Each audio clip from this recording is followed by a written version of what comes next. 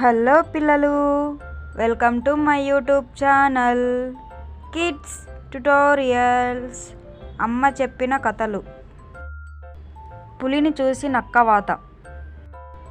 పులి దర్జాగా అడవిలో తిరుగుతూ ఉంటే అన్ని జంతువులు ఈ పక్క ఆ పక్క భయంతో పారిపోతూ ఉండేవి. అది చూసి ఓ నక్క చాలా కుళ్ళుకునేది.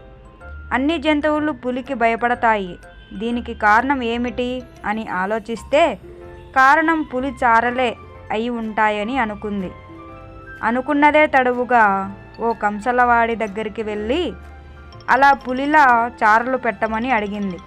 అతను బాగా ఇనుప కడ్డీ కాల్చి వాత పెట్టాడు.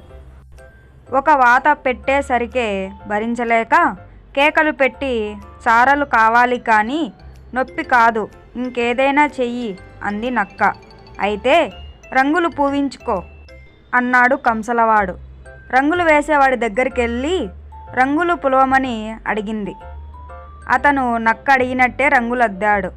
ఆ రంగులు చూసుకొని మురిసిపోయింది నక్క.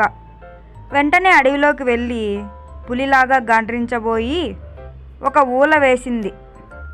ఆ ఊల విని పారిపోబోతున్న జంతువులు కూడా దాని చుట్టూరా తిరుగుతూ ఆశ్చర్యంగా చూడసాగాయి. ఇంతలో వాన పడి నక్క తనపై అద్దించుకున్న చారలన్నీ నీళ్ళల్లో కలిసి చెరిగిపోయాయి.